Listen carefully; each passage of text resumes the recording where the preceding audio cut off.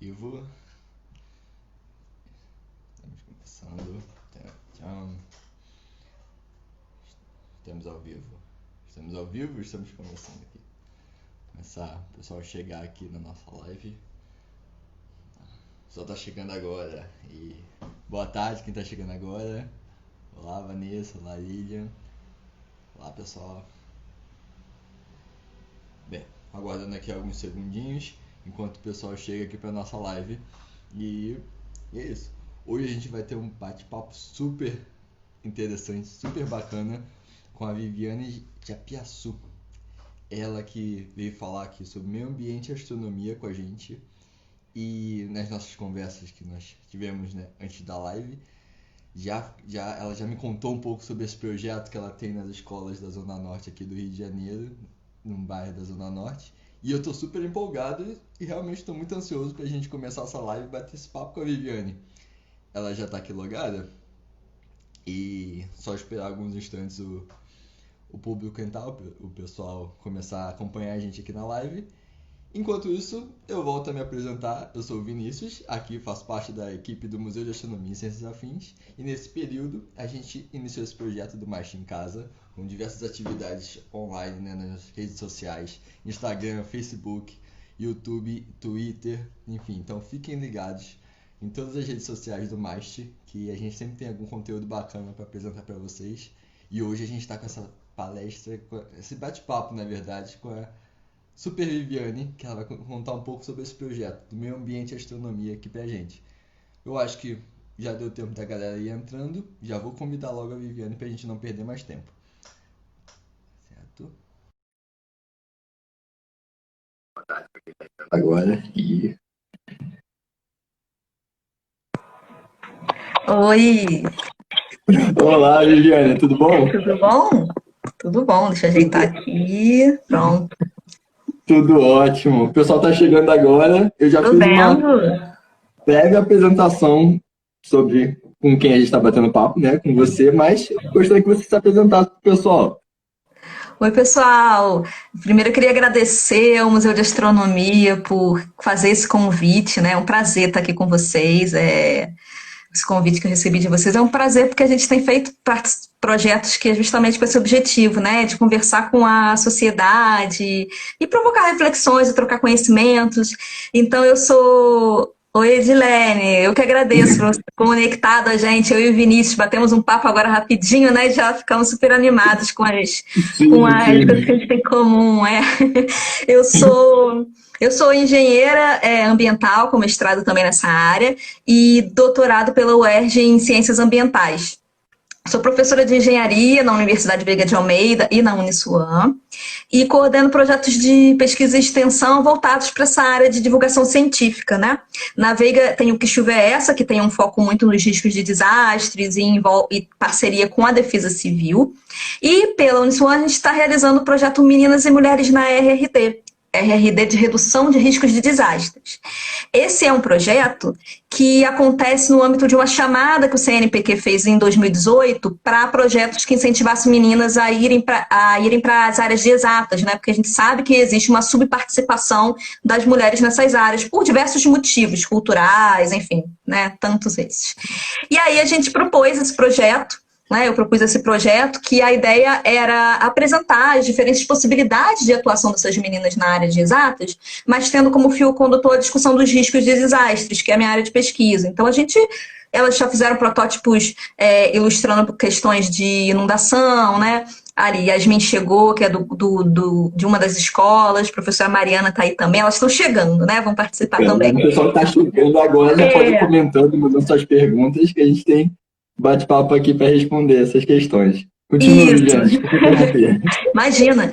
E aí a gente realiza o projeto com 5 escolas que são na Zona Norte, na região do Grande Meia. A gente optou por escolher escolas que fossem próximas umas das outras para poder viabilizar que as oficinas fossem itinerantes. A gente começou as oficinas em novembro, são oficinas semanais, e aí cada semana a gente faz uma escola.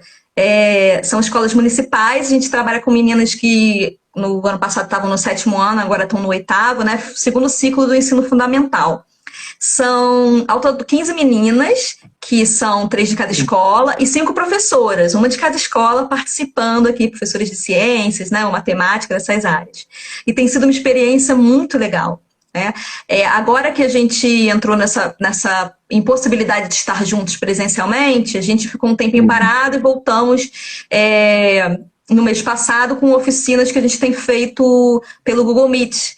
E tem sido muito legal também, né? A gente já conversou sobre vários temas que vocês imaginarem. Eletrônica, aí semana passada, para provocá-las dentro do que a gente vai falar hoje, a gente falou sobre o espaço, lixo espacial, né? Satélite, um monte de coisas, foi bem legal. Oi, Eduarda Venâncio ali, ó, dando oi também, uma das super participativa no projeto, tá sempre contribuindo. Que bom que você está com a gente hoje, Eduarda. Contribui aqui com a nossa live também, Eduarda. Sim. Mas, Viviane, então me diz, como é que surgiu essa iniciativa desse projeto? Como é que A foi? iniciativa do projeto, né? Eu já tinha um outro projeto que era de iniciação científica, mas mais com os meus graduandos na engenharia e com a defesa civil. Então, a gente já produzia materiais para poder divulgar de alguma forma, né? Como divulgação científica para a comunidade, vídeos. A gente tinha umas oficinas interativas com alguns protótipos. E aí, quando saiu esse edital, eu falei, por que não, né? Eu estava terminando a minha pós em mídias e tecnologias na educação na Veiga e achei que eu podia juntar tudo isso num pacote, né? A questão de atrair as meninas, né? Porque eu sou engenheira e sei que, embora a engenharia ambiental tenha bastante mulher, a gente vê nessa subparticipação. Juntar a questão das tecnologias na educação, que é outra paixão minha, né? Eu sou coordenadora do Núcleo de Inovação Pedagógica lá na Veiga, tenho algo que está bem latente. E a questão da divulgação científica, mas trabalhar com escola. Eu nunca tinha trabalhado com escola e eu achei que era uma boa oportunidade da gente trazer isso para o ensino básico. Então, eu juntei tudo isso na proposta e o CNPq, na época, acreditou, aprovou, né? Fiquei muito feliz. O primeiro projeto que eu submeti, né? Quando saiu meu nome do projeto aprovado, fiquei super feliz, assim. E tem sido uma experiência muito legal agir também ali dos projetos. Tem sido muito legal, porque as meninas são muito especiais, as professoras também, sabe? Elas têm participado muito ativamente. E todas elas são bolsistas do CNPq. Né? As professoras como bolsistas de extensão e as meninas como bolsistas de iniciação científica júnior, quer dizer, uma primeira experiência delas, que inclusive já vai para o currículo delas, serem bolsistas do CNPq aí, com essa faixa etária de 14 anos, 13, né? Então acho que é bastante legal nesse sentido. Isso que eu ia perguntar, tem algum pré-requisito? Como é que é feito a escolha dessas meninas? O pré-requisito tem que ser menina, né? Porque esse é o objetivo do edital. E a gente colocou um recorte que era para trabalhar com esse segundo ciclo do ensino fundamental. O edital permitia que fosse fundamental ou médio, tá? Eu que fiz esse recorte na hora de trabalhar com elas. E então a gente fez o contato com a CRE, a terceira CRE, que é a Coordenadoria Regional de Educação, falando do projeto, pedindo que eles indicassem. A gente até propôs algumas escolas inicialmente, tinha proposto escolas que fossem em regiões diferentes, mas em termos de estratégia a gente achou que era melhor fazer perto, justamente para permitir essa itinerância das oficinas. E aí a própria CRE indicou para a gente as escolas, em função acho que das escolas que já participam mesmo, que tem maior abertura para integrar projetos como esses. Tem a questão do turno também, né, que tem escolas que são de um turno inteiro, enfim, mas tem sido bem legal. Eles indicaram para a gente foi nas escolas, explicou qual era o projeto para as diretoras toparam, e aí a gente pediu que fossem indicadas as professoras que iam ser, né, essas tutoras, essas mediadoras, essas orientadoras das alunas, que iam acompanhar as atividades, elas participam das oficinas, e elas ficam fazendo essa mediação, ajudando as meninas quando elas têm dificuldade, ajudando elas a construírem os projetos e atividades que a gente pede. Tem sido muito legal. Sim, as professoras, elas são da área das ciências? Como é que Isso é muito interessante. Inicialmente, né, foi uma distração minha, no edital colocava que tinha que ser na área de ciências ou exatas, mas vendo a proposta do projeto, eu acreditei que podia ser de qualquer área, porque eu acho que é algo multidisciplinar. A gente até indicou umas professoras inicialmente, que as escolas tinham apontado, mas algumas eram de letras, porque eram da sala de leitura, né, que é um espaço que o município usa para atividades multidisciplinares. Mas aí o CNPq não aprovou a indicação delas, pediu que fosse de ciências ou exatas, e aí a gente teve que conversar, pedir outras, então vieram outras professoras que essas mesmas indicaram, da escola também, a professora Bárbara acabou de chegar, e é uma dessas que entrou nessa segunda reorganização do projeto, a professora Joyce, e aí e aí a gente conseguiu fechar essa equipe que elas têm sido maravilhosas, assim, tem dado um jeito de encaixar na programação delas e tem sido um momento de muita reflexão. A gente já convidou outra professora para poder fazer oficina com a gente, né, de outra engenharia, a professora Flávia, que é coordenadora da Civil lá na Uniswan, ela veio, fez uma oficina com a gente sobre condutividade, né, as meninas trouxeram a amostra de solo, a gente viu condutividade, e foi legal porque ela é uma professora, engenheira, negra, né? E ela contou a história dela de superação, de como foi todo esse processo de dificuldades. Então é um pouco de discutir isso também, né? De empoderar, de mostrar para as meninas que a gente tem espaço onde a gente quiser. Que pode ser difícil, mas que a gente pode. Aí, fantástico. E essas meninas, elas, naturalmente eu acredito que elas têm que ter um bom currículo, né, escolar. As notas têm que ser boas. Como é que é essa Sim. seleção delas? Quem indicou as meninas foram as diretoras que escolheram junto com as professoras, né? Então, as professoras indicadas indicaram alunas que já são alunas mais engajadas, que têm um compromisso, porque isso era uma questão, né? Alunas que fossem comprometidas de participar de fato, porque uma vez que entra no projeto, vai receber uma bolsa e a gente tem uma continuidade, né? Semanalmente a gente tem as oficinas. Então, é importante que elas tivessem esse compromisso. E tem sido. Só teve uma que a gente teve que trocar, mas foi por problemas familiares, ela não pôde continuar. Mas desde então a gente segue com as outras e entrou outra menina no lugar dela. Então são 15 mesmo que estão no projeto. E esse projeto começou em meu pai novembro, entrou, né? oi pai. Meu pai e minha mãe, oi pai, oi mãe. Fala. Oi, família da Viviane. Esse projeto começou em novembro, que você disse? Isso, então, era para ter começado, né? A chamada dizia para começar no início do ano passado, mas eu estava envolvida em um monte de coisas e teve essa questão de articular com as escolas, porque aí precisa pedir, primeiro, protocolar processo na Secretaria de Educação, né? Tem uma burocracia a seguir e acabou atrasando. Aí começamos no final do ano, mas eu pedi prorrogação, o CNPq autorizou, né? Então ele tem um ano de ciclo, ele vai terminar no final desse ano, mas a ideia é depois a gente ver se consegue outras fontes de fomento ou até realizar assim de uma forma mais voluntária mesmo, né? A gente tinha três meninas da engenharia civil, lá da Uniswan, que eram bolsistas de iniciação científica. A bolsa delas, acabou a bolsa agora, porque elas começaram antes, que elas participaram de capacitação com a defesa civil, etc. Mas elas ainda estão participando das atividades aí com a gente. Ah, que bom. Bom, mas vamos lá. Esse projeto, ele aborda diversos assuntos, né? Dentro das ciências exatas. Um Isso. deles foi a astronomia, né? Uhum. Como você abordou a astronomia com essas meninas? Olha, a gente conversou na semana passada sobre essa questão. Perguntei para elas se elas conheciam profissões que tivessem alguma integração com a questão do espaço, né? Porque a gente às vezes fica ali, né? É o astronauta e mais quem? Né? O foguete, quem vai construir o foguete, mas e aí? E por trás disso tem equipe envolvendo, né? É super multidisciplinar, que todo mundo que vai estar envolvido nos estudos dos dados que são coletados, na. Oi. Não, perdi seu áudio, Viviane.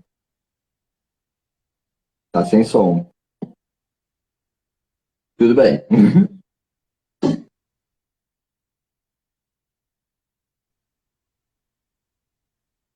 Não, ainda tá sem áudio.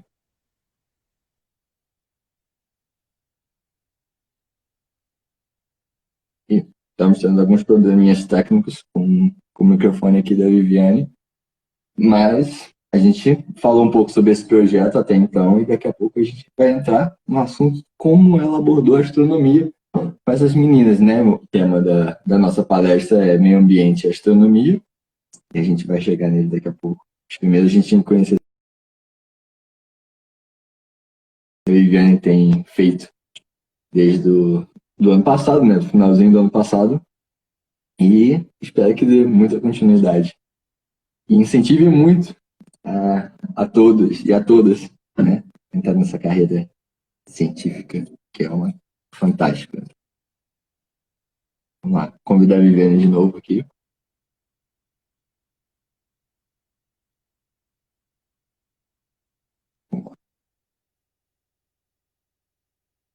Oi, Vivi, você ainda tá sem som. Pô, o que que aconteceu?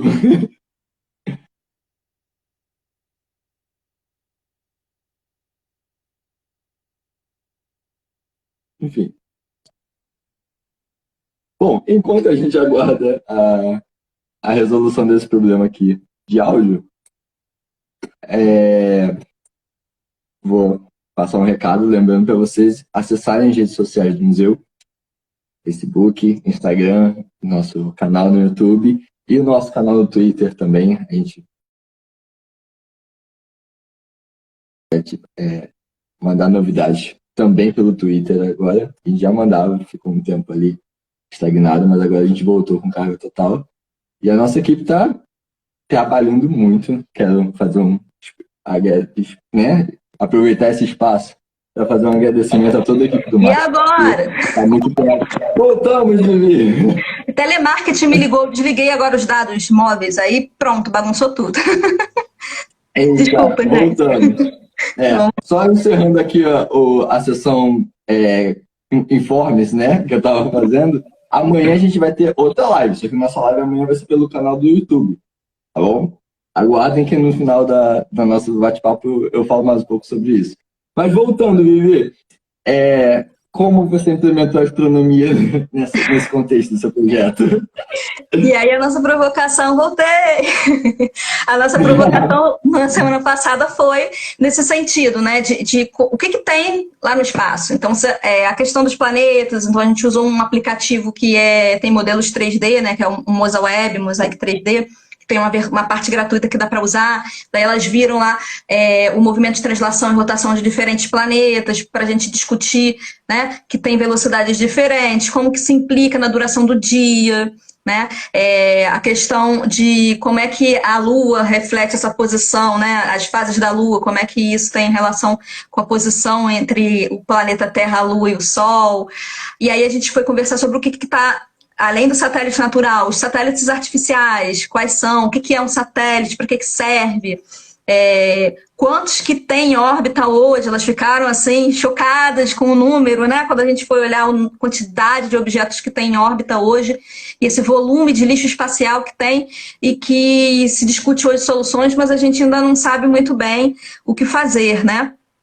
E aí a gente foi conversando nesse sentido, depois a provocação das profissões e como é que a gente pode ter diferentes profissões atuando nisso tudo, nas diversas engenharias, atuando nos projetos e na construção, efetivamente, dos foguetes, das estações espaciais, né, etc.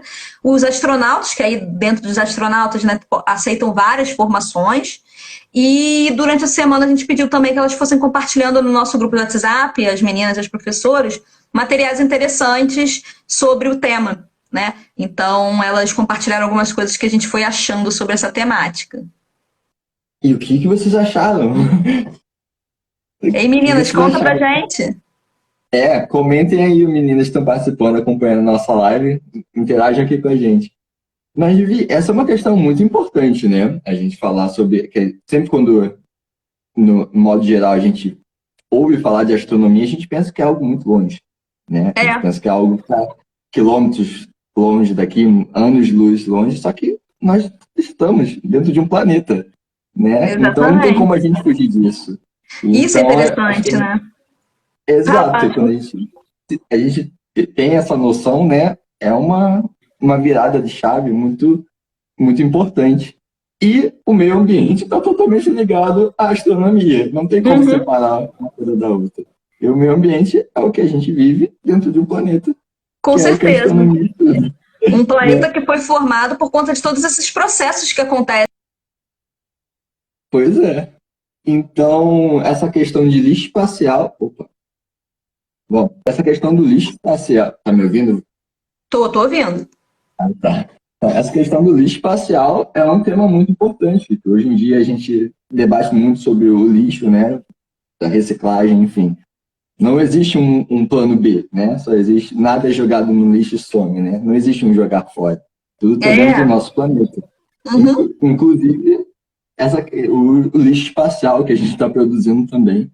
Como é que foi abordado esse tema com as meninas? Como é que vocês tocaram nesse assunto tão importante e, ao mesmo tempo, deixado de lado muitas vezes? O pessoal passa desapercebido, na verdade. Primeiro foi a pergunta, né, Vinícius? Vocês têm ideia de quantos satélites que tem lá? Então a gente pergunta aqui pro pessoal que está assistindo a gente, né? Quantos satélites vocês acham que tem, né, em órbita hoje, em volta do nosso planeta? Alguém tem ideia? As meninas sabem a resposta, hein?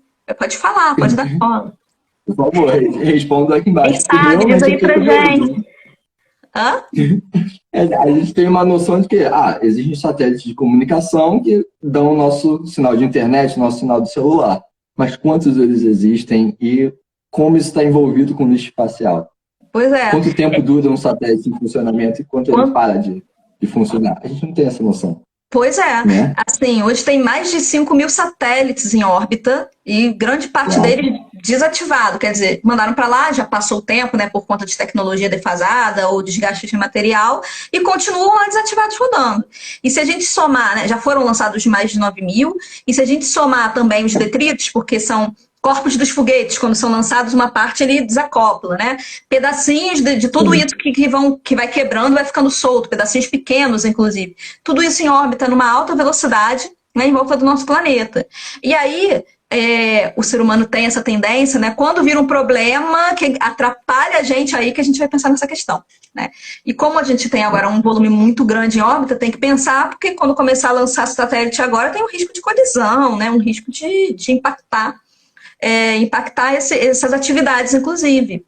E os satélites são fundamentais para o que a gente está fazendo hoje, por exemplo, né? Internet, para a gente conseguir falar aqui pela internet, usar celular, ver TV a cabo, usar GPS, assim, são usados para captura de imagens de satélites que a gente usa para poder fazer mapas, para poder fazer a análise disso, entender, fazer monitoramento ambiental, por exemplo, né? Monitoramento de desmatamento, de queimadas, tudo isso é a partir de informações que a gente coleta desses satélites que estão lá. E hoje em dia, muitas dessas imagens e dessas informações estão disponíveis gratuitamente em sites que a gente consegue acessar, da própria NASA, do INPE, né, que é o Instituto Nacional Espacial aqui do Brasil.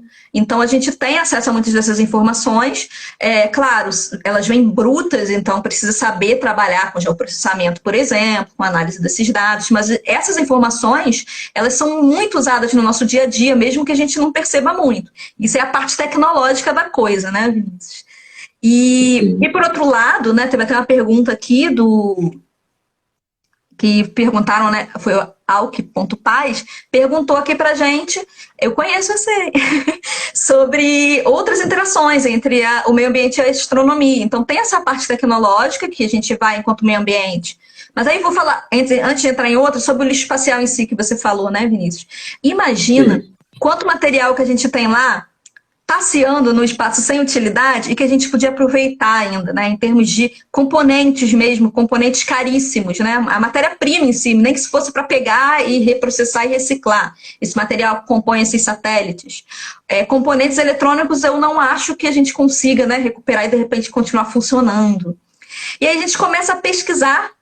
Da Celso, isso, Anderson, sabia que conhecia, via fotinho assim. E aí eu olhei, e aí eu comecei a pensar, porque sempre que eu vou provocar as meninas no estudo, nós educadores, a gente sempre está estudando, né, Vinícius? A gente vou falar sobre isso, deixa eu ver o que tem de novo, de interessante sobre esse tema, e a gente vai procurar.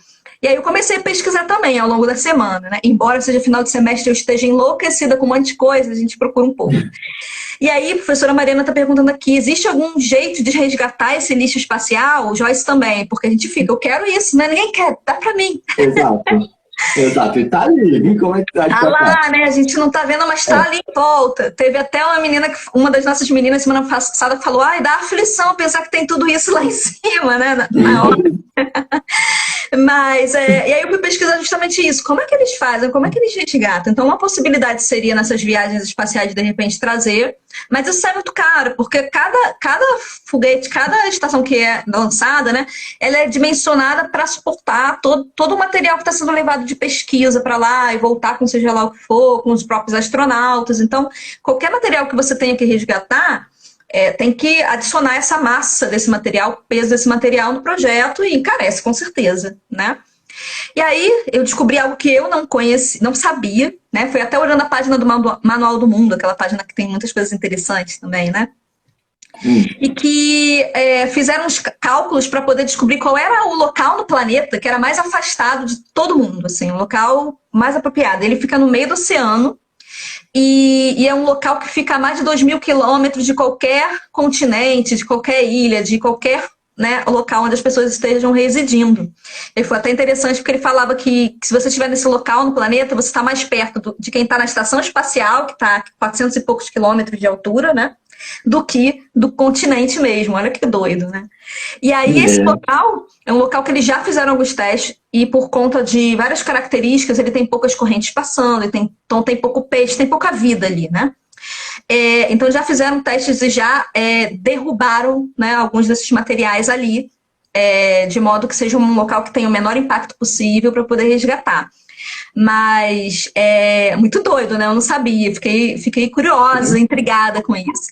Mas imagina também, né? Não fazer uma programação de derrubar um monte de coisa ali é algo bem delicado também, né? A gente está falando no momento de falar sobre lixo no oceano, né? Então tem outros impactos que a gente tem que pensar. Exato. E também a dificuldade, né? Com o satélite artificial, quando ele é posto em órbita, ele fica girando a 11.000 quilômetros por hora, né? Então, Isso. a dificuldade de como se calcular, né, o momento exato da rota desse atual lixo espacial, né, antigo satélite, para poder trazê-lo de volta, né?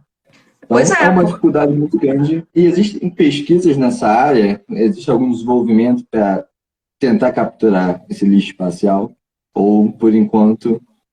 Existem pesquisas, né? Existem pesquisadores dessa área que têm buscado entender o impacto disso e soluções, até porque já estão começando a se preocupar, né, com esse impacto. Uma das alternativas seria essa de derrubar alguns desses corpos, mas eu não vejo isso viável pensando na quantidade que está lá, né? Uma quantidade muito grande. E porque tem objetos que são muito pequenininhos. Embora pequenininhos, a velocidade que eles tomam quando estão orbitando, né, provoca um risco grande de colisão. E uma outra possibilidade que tem sido olhada é a questão de criar uma órbita, né, específica para poder levar eles para lá. Quer dizer, seria criar um lixão espacial oficialmente, né? Que não resolve o problema, ele só está empurrando para o lado, né, varrendo o lixo para baixo do tapete, ou melhor, para outra órbita. Que eu não vejo isso como uma solução definitiva, mas talvez por questão de custos, né, e de viabilidade, talvez seja o caminho que vão tomar. Um caminho mais rápido atualmente. A Glória está perguntando se tem uma possibilidade desse lixo cair aqui na gente, né? Entrar de novo na nossa atmosfera e do nada, você está andando na rua e cair um satélite na sua cabeça. Olha, a princípio não, né? Porque quando ele entra em órbita, aí a gente vai falar da questão da própria inércia, né? E da física do espaço que não permite, a princípio, isso acontecer. O que eu vejo que poderia acontecer se a gente tiver algum desses astros que entram, né, no planeta de alguma maneira, não acho, né, mas esses objetos que estão lá, oh meu Deus, fugiu a palavra agora, né, mas que às vezes cai aqui no planeta, um asteroide, uma coisa assim, e aí, de repente, entrar em atrito e vir alguma parte, mas eu acho que não me parece que fisicamente não é minha especialidade, né, mas me parece que não é provável. É bem mais difícil. Mas o Antônio sugeriu, em vez de derrubar, explodir. Na minha opinião, você concorda comigo ou você pode me corrigir se eu estiver errado. Eu acho que só piora o problema, né? Porque os destroços vão continuar lá e vai dividir um objeto em várias partes, né? Super difícil de você conseguir gerenciar. E aí tem o Anderson falando aqui também, né, que quando a gente faz a entrada desse material no planeta, quando passa na atmosfera, você tem uma explosão ali também já provocada por essa colisão com a nossa atmosfera, que já espalha os detritos, né? E meteoro, isso, Daiane. Daiane é aluna lá da Veiga também, tá sempre me acompanhando. Oi, Daiane. Trabalha com robótica lá, super engajada. Mas, assim, inviabiliza, Anderson, o uso com o mesmo fim. Mas talvez o material para reciclagem, né, para fundir novamente o metal, não sei, estou colocando algumas possibilidades. Claro que tem que se estudar cada situação.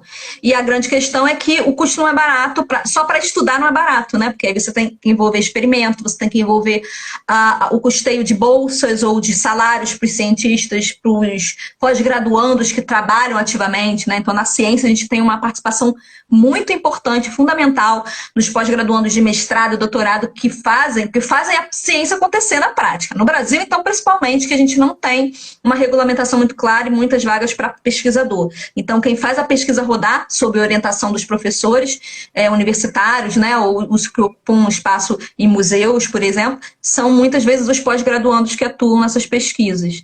Então, a gente tem que valorizar muito essa galera que, por vezes, são esquecidas e que, por vezes, a população não entende a importância, né? Ah, tá lá pesquisando. Tem gente que nem trabalha, só estuda. Não, tá trabalhando e muito, né?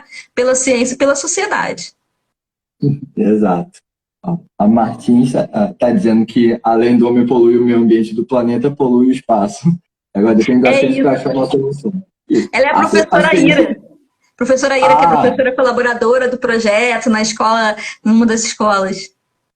Tá, olá. Bom, tem esse viés, né, do nosso lixo espacial, mas os nossos satélites também estão aqui para ajudar muito a nossa vida, né, o nosso cotidiano, inclusive na preservação do meio ambiente. Você disse que a gente faz monitoramento de queimadas através de satélites. Isso, a gente pode falar um pouco sobre isso? Podemos. As imagens de satélite, né, que a gente coleta, elas têm várias formas de captura. É interessante saberem como tem muitos satélites. Cada um deles está numa órbita diferente, numa velocidade diferente, ou seja, demora um tempo diferente para fazer a volta no planeta. Isso significa que um satélite X vai ter imagens, sei lá, uma vez por dia, e talvez um outro uma vez por semana, em função dessa velocidade que ele está orbitando no planeta, né? E isso tem implicações em termos de que satélite você vai escolher como fonte de imagens para você poder fazer esses estudos. Além disso, alguns deles disponibilizam imagens gratuitas, outros, para você conseguir a imagem de alta resolução ou com uma periodicidade maior, tem que comprar. E aí tem empresas que trabalham com isso, né? Com a disponibilização de imagens de satélite, com a melhoria dessas imagens ou o trabalho dessas imagens para os assuntos que a gente quer, né? Que a gente deseja. E aí, o que a gente faz, no caso tanto de queimadas quanto de desmatamento, muitas vezes os satélites eles capturam por questão de radiação, né? O quanto eles emitem um pulso, né? Uma onda, e em função do que volta, eles conseguem fazer esse contraste. A gente recebe a imagem em contrastes de cores diferentes, porque cada objeto que está no planeta reflete a luz de uma maneira. Mesmo eu ou você, se a gente, né, se for lançada aí uma dessas faixas de onda na gente, a gente vai refletir de forma diferente. E sim, dependendo da escala que a gente está trabalhando, dá para ver isso com mais detalhes. Mas mesmo com menos detalhes, a gente consegue fazer agrupamentos. Então, identificar, no caso do desmatamento, né, áreas que têm uma maior densidade de vegetações de determinado porte ou de outro. E aí a gente consegue observar esses buracos causados pelo desmatamento. No caso de queimadas, aí é mesmo por onda de calor. Então, tem várias formas de captar isso que os diferentes satélites fazem, e a gente pega esse produto, né, e analisa trabalhando essas imagens. A gente tem softwares de geoprocessamento, que alguns já têm algoritmos prontos, ou que a gente vai fazer, que vai trabalhar essas imagens, analisar, né, e fazer entregar para a gente esse resultado. E essa questão, né, dos satélites, vamos dar o exemplo daqui do desmatamento na Amazônia, que a gente pegou como exemplo. A gente terceiriza esse satélite, ou o Brasil tem satélites próprios para isso? Sabe me informar?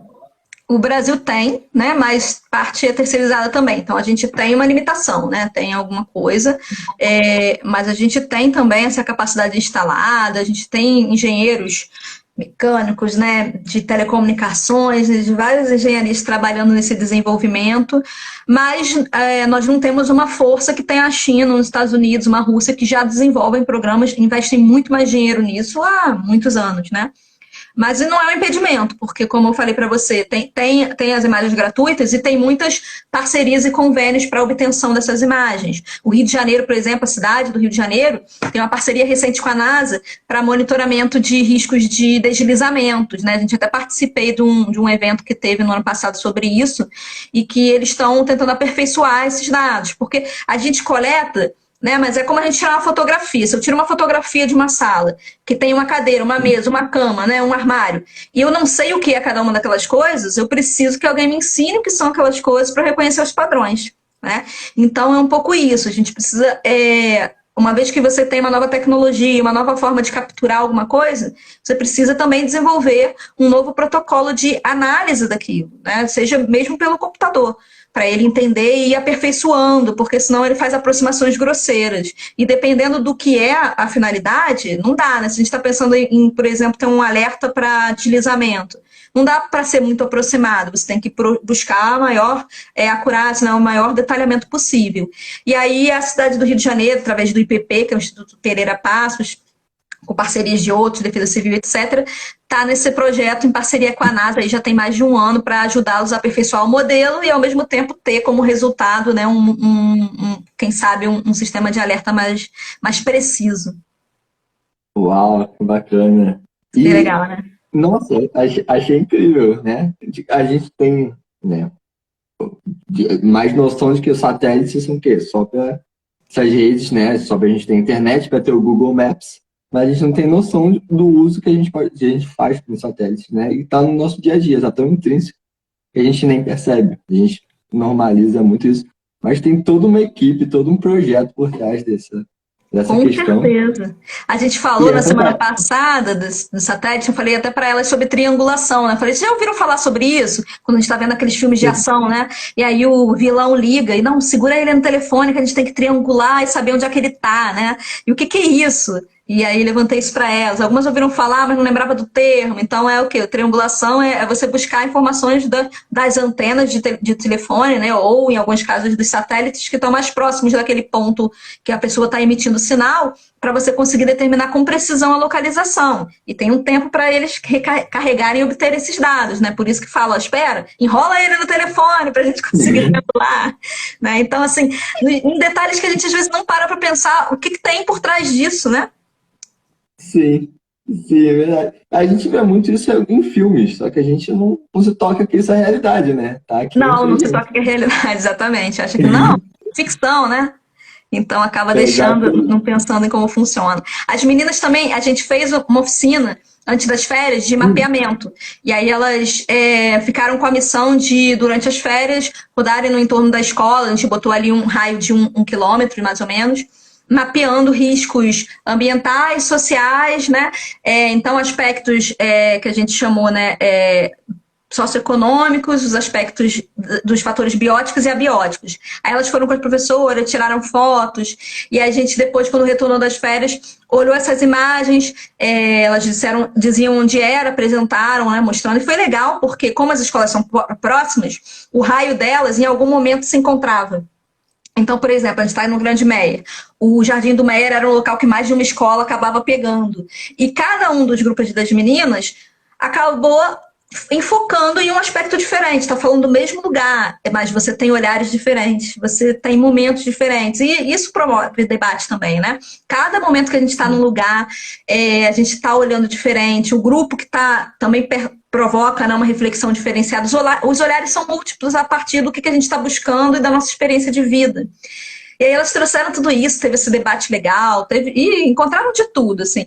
Perceberam coisas que não tinham percebido, por exemplo, uma fonte que tem lá no jardim, porque a gente passa correndo, às vezes passa só em volta, né? Uma fonte que tem ali e que, conversando com um parente, né? O meu pai, inclusive, já fez relato sobre isso, mas algumas delas falaram também de antes ter peixe ali. A Yasmin tá falando que descobriu que tem muitas flores ao redor do colégio dela, flores muito lindas. Elas encontraram casas que tinham árvore, assim, passando pelo meio da casa. Encontraram de tudo, lixo em alguns lugares. Teve uma conseguiu fotografar um gato comendo um pombo, umas coisas assim, muito doido. Foi super legal. E aí, depois disso, né, foi o que a professora Mariana está falando, foi o processo agora de pegar esses pontos e colocá-los no mapa. Então, a gente fez oficina com o Google Earth, elas aprenderam a usar, viram o que são as imagens de satélite, a questão, né, de você aproximar, então a escala aumentar ou diminuir o zoom, né, E aí elas marcaram esses pontos, incluíram a foto, né? Então criaram ali o seu KML, o KMZ, que é a extensão que gera o Google Earth. E depois a gente compartilhou umas com as outras, ensinei elas como compartilhar esse arquivo, para que a gente possa fazer, por exemplo, um mapeamento colaborativo, né, entre equipes. E isso é legal porque as professoras, elas ficam super animadas quando a gente está fazendo as atividades, tanto em participar como guiar as meninas e depois podendo reproduzir isso dentro das aulas delas, passar esse conhecimento para outras professoras, esse que é o objetivo. Elas aprenderam a usar e se deram bem ali com o Google Earth, né? Foi bem legal. Muitas delas conheciam o Maps do celular, mas nunca tinham vindo ali. E aí a gente está usando o quê? Está usando imagens de satélites que o Google disponibiliza, né? Que a gente, quando abre ali, está vendo isso. E quando está marcando cada ponto, elas estão tendo que trabalhar o quê? Com as coordenadas de cada ponto. Então, o que são as coordenadas, né? Que é um ponto ali que só aquele pontinho ali corresponde àquela coordenada no planeta. Então, a gente vai provocando isso enquanto busca trazer atividades que eu chamo de atividades mão na massa, né? Que é um pouco da cultura maker ali também que a gente traz dentro do possível. Aqui, agora, na pandemia, isso dificulta um pouco, mas a gente pode trabalhar com aplicativos de celular ou provocar elas a criar protótipos. Quando a gente falou sobre luz, e aí a gente discutiu, por exemplo, sobre como que a luz impacta a vida da gente. Como é que a existência do Sol, a duração dessa luz do Sol, né? Em cada época do ano, em cada estação do ano, ou em cada país que você está, como que isso impacta as nossas vidas? Aí a gente discutiu a questão do relógio biológico, né? Algumas professoras que são biólogas, né? Que são de ciências e são biólogas, entraram para falar sobre os hormônios que o nosso corpo produz, como é que a gente inverter os horários no dia pode impactar a nossa saúde, né? E aí, no âmbito dessa discussão, a gente usou um aplicativo do Google, que é o Science Journal, que ele permite, a partir do celular, né, dos sensores do celular, fazer alguns monitoramentos. E a gente fez o de luz, né, de iluminância em alguns celulares, outros celulares foi o sensor de exposição, né? E aí elas receberam a missão de durante a semana monitorar em diferentes cômodos da casa, em diferentes condições, com a janela aberta, cortina aberta, né? Luminária acesa, apagada, para ver como são essas variações. E aí, na semana seguinte, a gente discutiu esses resultados por exemplo, se o lugar que elas estão estudando está com a iluminação apropriada, né? Como é que a gente trabalha os cômodos, né? E aí abre para falar do papel do arquiteto, por exemplo, nesse desenho, de como que no projeto de uma edificação, os engenheiros consideram isso também, né, no posicionamento do layout de cada cômodo na casa. E a gente conversa sobre um monte de coisa. Nossa, está em produção de cartografia, astronomia, engenharia, tudo. Professora Luciana e a Yasmin estão falando aqui de como foi legal viajar pelo Google Maps e pelo Google Earth. A Yasmin foi até na Torre Eiffel. Quando eu virei para o lado, tava lá as meninas passeando na Torre Eiffel. Eu falei, Em tempo de quarentena, né? Em tempo de quarentena é super legal, né? Porque ele permite você vir pelo planeta, pelo Google Earth, e depois você consegue, com o aplicativo do Google Earth, pessoal, ele é gratuito, vocês podem baixar e instalar no computador. E aí, quando você vai aproximando o zoom, você entra no Google Street View, que é aquele mapeamento com fotos 360 que o Google fez com o carrinho passando, né? Então, elas conseguiam realmente estar diante da Torre Eiffel para poder conhecer um pouco mais. Ai, fantástico. Nossa, esse projeto é incrível. E mostra como a astronomia está tão intrínseca, né? No meio ambiente e no nosso dia a dia. Acaba com esse mito, né? Com essa falsa noção de que é algo muito longe, satélites, algo muito longe, mas não, tá aqui com a gente o tempo inteiro, a gente só não se deu conta de que tá tão no nosso dia a dia. Pois é, para começar pela luz do sol, né? Que é a base de tudo, das cadeias alimentares, da vida no planeta, né? E sem ela a gente não consegue. Também nas marés. Oi?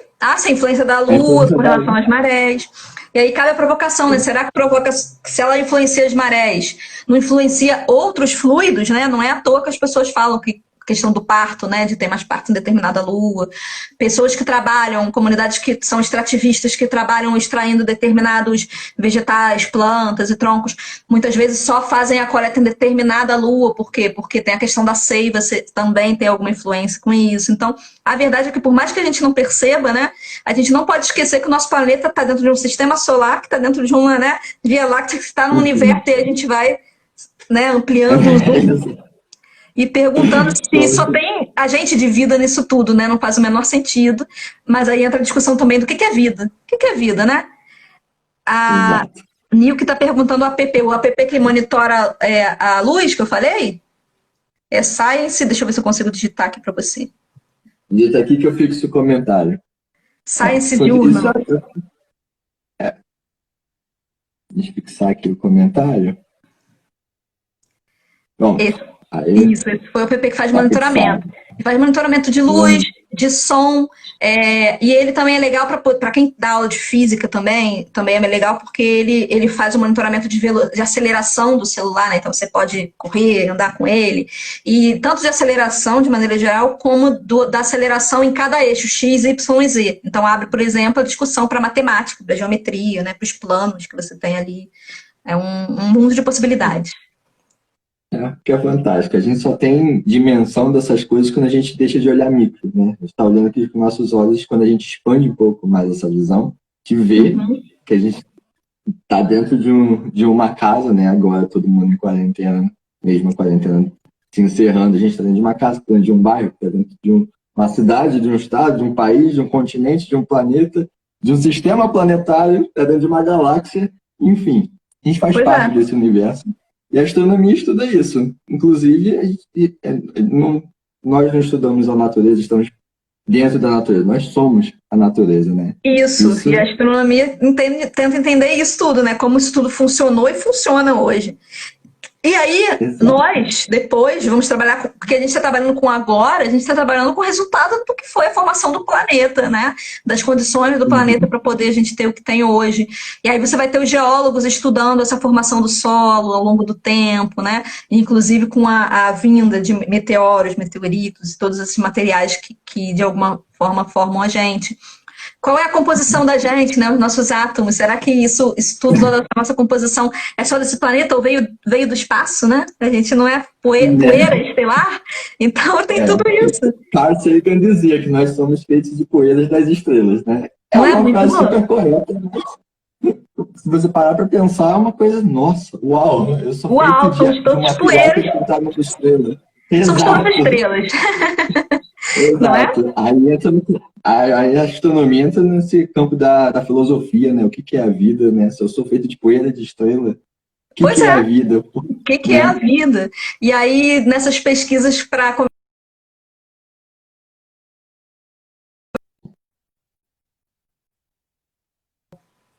E aí, ouvi um podcast falando sobre astrobiologia, né? Eu falei, nossa, que são os biólogos que tentam entender como é que se formou a vida aqui no planeta e como são as condições de vida para outros planetas, né? Então, fazem ensaios, por exemplo, quando coletam lá o material em Marte, e aí, faz o que com isso, né? Quais são as condições ambientais lá? Em algum momento, nosso planeta já teve condições semelhantes, né? E foi passando por transformações que hoje permitem ter a vida como a gente conhece, uma vida baseada na orgânica, né? Baseada no carbono, que é a forma de vida que a gente conhece. Que é outra questão que também impacta no que a gente procura. A gente fica procurando vidas em outros planetas, mas assim, a nossa concepção de vida é uma concepção que funciona para o planeta Terra, né? O que será que talvez seja vida para um outro planeta, para um outro sistema, né? Então, acho que ainda está muito além do que a gente consegue compreender, ver, né? E perceber através dos nossos sentidos tão limitados do corpo humano. Com certeza, porque o que a gente conhece é a vida que se desenvolveu aqui no planeta Terra e principalmente nesse período em que nossa camada, né, de ozônio está rica em oxigênio. Né? Mas já teve períodos que era rico em gás carbônico, né? CO2, então era outro modelo de vida, outro modelo de respiração.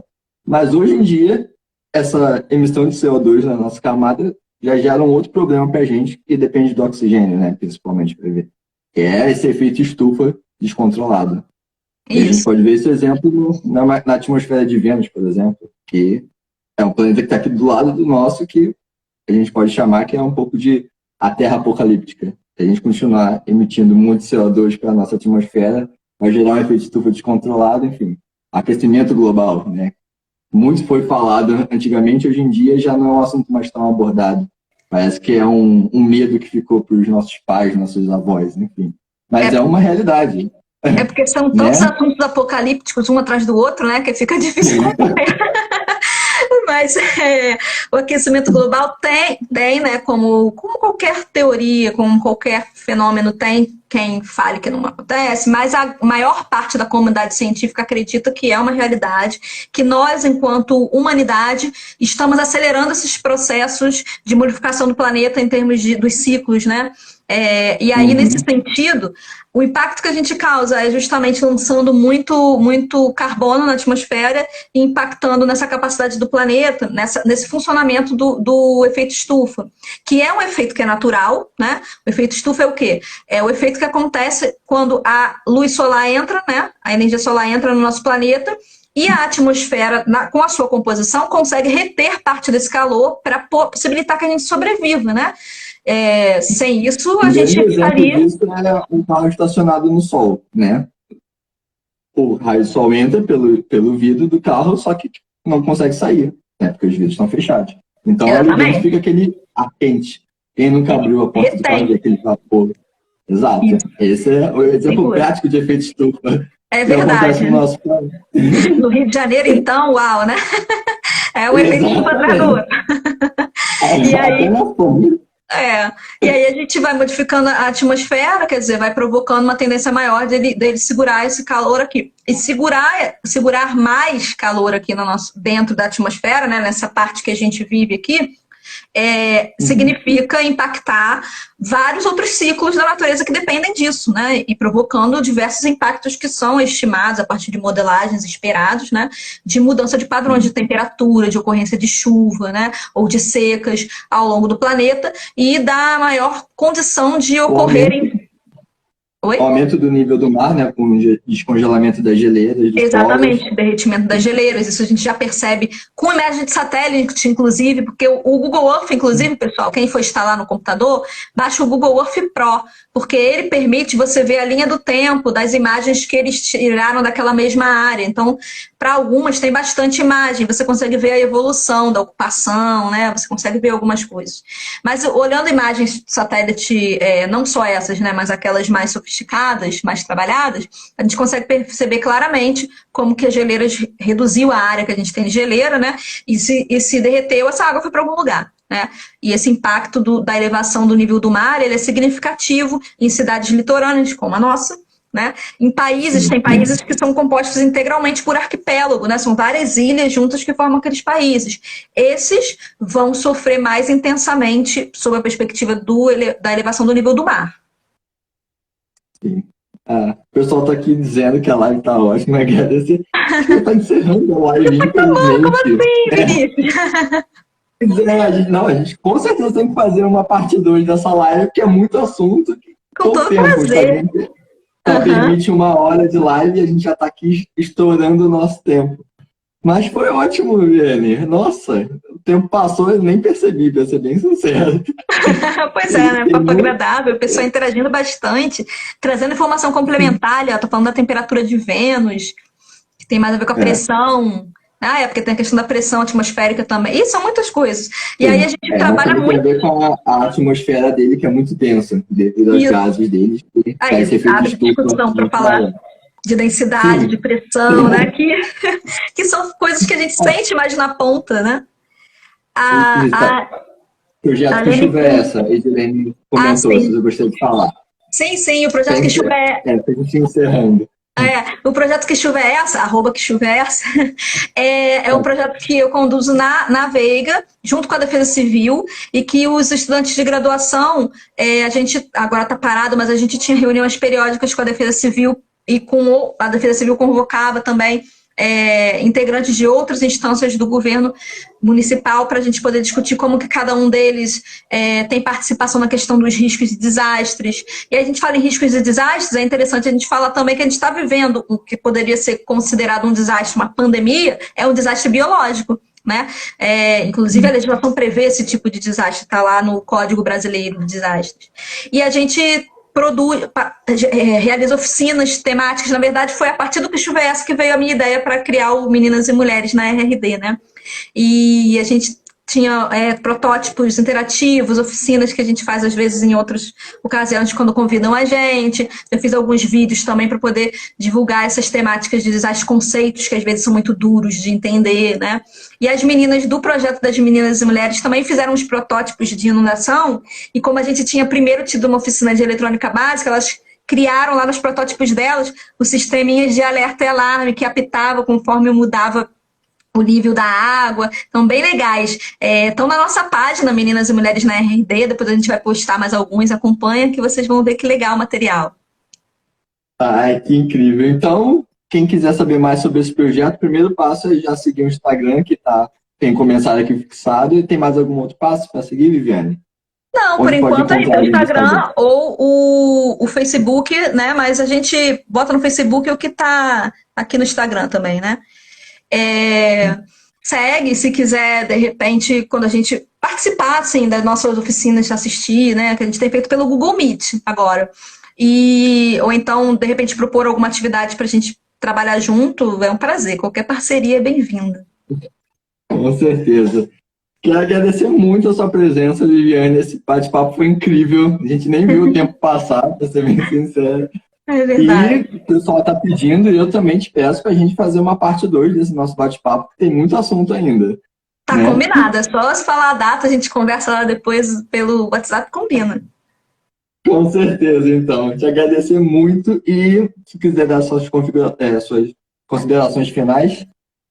Pessoal, obrigada por estarem aqui presentes, virem participar, né, contribuir com perguntas com a gente. Tem sido um momento, né, que a gente precisa provocar mesmo essa interação para não se isolar. E eu agradeço e digo, a página está à disposição, quiser fazer contato com a gente, faz aí pela nossa página, ou Meninas e Mulheres na RRD, que é o que eu estou, né, agora conectada, ou que Chuvessa, que é outro projeto também que eu coordeno. E as escolas hoje são escolas no Grande Meira, a gente não tem pessoal para poder ampliar mais do que isso, mas se alguém tiver interesse em conhecer melhor, para de repente replicar projeto parecido, só conversar que vai ser um prazer ajudar. Vamos disseminar a ciência aí por todo o nosso Brasil. Isso aí, temos que disseminar a ciência para acabar, né, com esse movimento que está tentando tornar a ciência vilã, né, que de maneira alguma é. Até mesmo para as pessoas poderem ficar usando as redes sociais para poder falar essas besteiras, né, elas precisam da ciência. Exatamente. Muito obrigado pela sua presença e com certeza a gente vai agendar aí uma segunda parte para esse bate-papo que deixou muita curiosidade, deixou o povo muito comentado. Tá bom? O pessoal que está seguindo a gente, agradecer por ter acompanhado a gente até agora e dizer que amanhã a gente tem outra live, só que vai ser pelo YouTube. E a gente vai falar sobre o solstício de inverno astral. Vai ser um bate-papo muito bacana com o Vladimir, vocês já conhecem, a gente fez uma atividade no período, né, da Semana de Buracos Negros. E amanhã a gente volta, só que agora pelo YouTube, para falar sobre os solstícios. Tá certo? Grande abraço. Quem quiser acompanhar a gente amanhã no YouTube, Viviane também está convidada para acompanhar esse bate-papo no YouTube amanhã. E é isso. Muito obrigado a todos. Muito obrigado mais uma vez, Viviane, e muito sucesso para esse projeto. No nosso próximo bate-papo a gente já colhe frutos dessa live, né? Falando desse projeto. Amanhã às 15 horas, a nossa live no YouTube, tá certo?